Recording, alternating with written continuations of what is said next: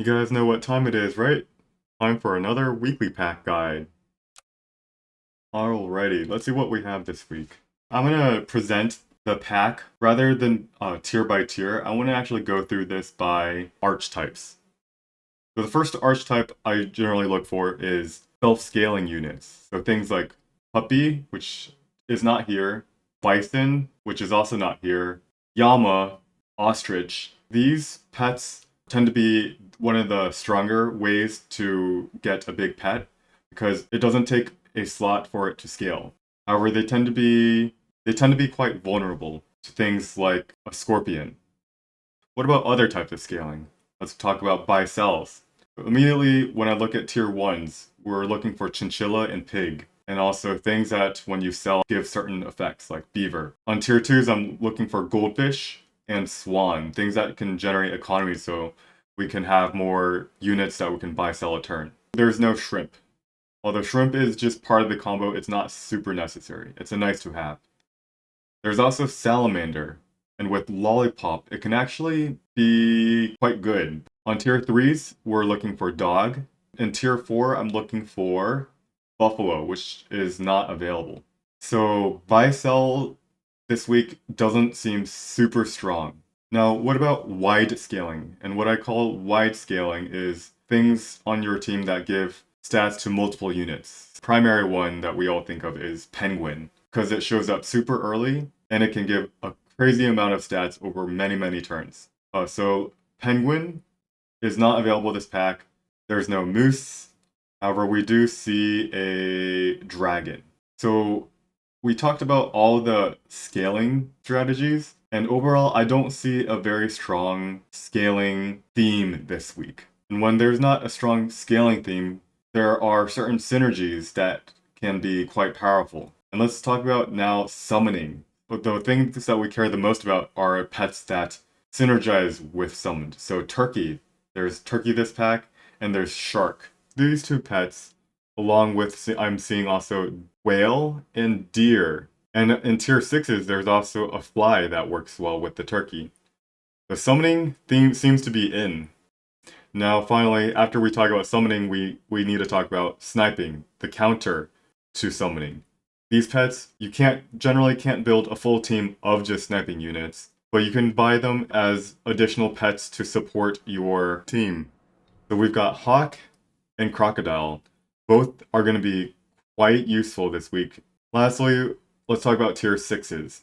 Because tier 6s show up so late, we're looking at tier 6s, we're looking for pets that have abilities that are immediately useful. So things like Tiger, and we're also looking at White Tiger, which makes something level 3.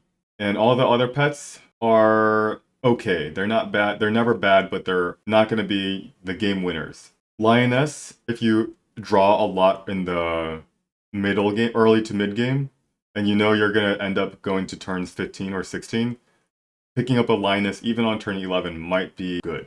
Now, let's actually look at the food items. In tier 6s, there's a lot of really strong food items like the steak, the melon, and mushroom. But as we can see here, there is no melon and only steak. So this further encourages summoning teams because they can be quite efficient with their trading. And then, of course, mushroom as part of summoning. So it seems like the theme this week is summoning. We're going to keep this in mind as we start our arena run. So I think I'm going to buy 2 otters, but I don't want to level up a frilled dragon. In fact, every single pet other than almost every single pet other than frilled dragon is something we want. Alright, whatever. We'll go with orange minerals, like amber. Alright, positioning wise, I actually made a mistake there. It's important to note that Moth is the best tier 1s in this game. So you always want to position around Moths. You don't actually want to put your biggest unit in front. And we'll finish off with a duck. Alright, so unfortunately we don't have a triple prepared, which is kind of critical. We've also lost the first and second round. 2 goldfish? Nah. So let us combine the ducklings and provide space for flamingo, which is always good as tempo. And wow, that would have been a level 2 goldfish. Alright, let's continue. So let's buy a spider here. Give our team a bit of stats. Even though they're temporary stats that we won't really want to keep, we just want to make our team a little bit stronger so we can try and win.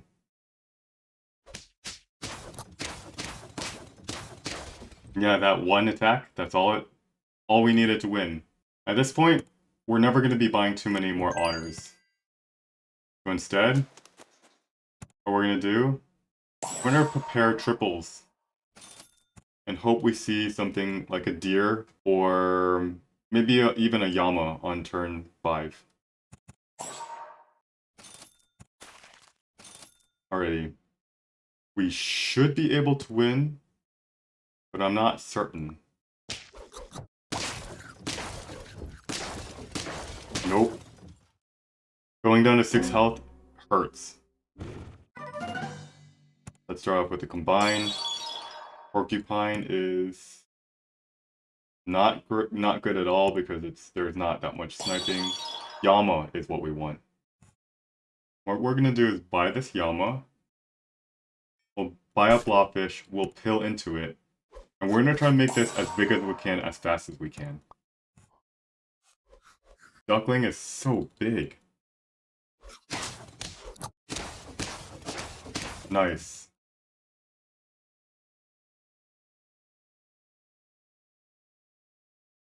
And we just rolled away all of our gold. This turn, the only thing we did was buy a duckling, so +1/+1 on our team. Kind of a joke, but what can you do? And what's funny is that Hawk in the 5th position didn't trigger because there was nothing to actually hit. Alright, we're looking for a llama. There we go. I wonder if we can go for a multiple llama team. I kind of want to make this work, even though it doesn't seem to be super smart. We're going to sell the duckling here. Leftmost shop that gets the health. Buy a llama, and it's suddenly at 10 health already.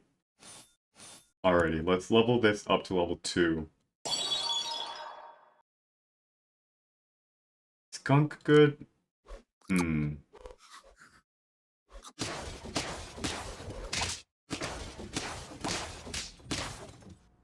Alrighty, so it's now turn 8, and with only 3 trophies left, I'm going to go ahead and start fast forwarding through the rest of the run. I'm going to be explaining my general thought process on each turn rather than going through too much detail. With only 3 trophies by turn 8, that means that even if we win every single fight from here on out, we will go to at least round 14. Any ties or any draws will extend our arena run to rounds 15 and 16. And what does that mean? That means that we have to prepare not only for the short term, but also the long term. You'll notice I bought a Lioness, which will scale any strong tier 5 or tier 6 pets that we'll eventually want to replace onto our team.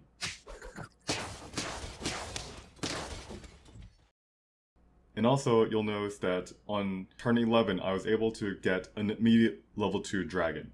Even though the llama is already scaling itself, +4 each turn, I felt like it was necessary to scale even faster, to get them to 50-50 as fast as we can. Dragon, conveniently, scales very well with llama, both of them which require an empty, not used slot on the team. Positioning is critical, and I will always place my big units in the 2nd position in this pack because Scorpion is available while Melons are not. Once we finish scaling our team, our llamas don't require that empty 5th slot, and we can also sell our dragon with a more useful unit. While the effect of the walrus, which gives poisonous peanuts to members of the team, is nice, since I already have these massive pets, poison is not going to be as useful. And ultimately, I decided to go for a lionfish to cancel out any stakes that we might be afraid of, and potentially even mushrooms, the safe kind, of course. Alright, we should be able to win this. Round 16, let's go!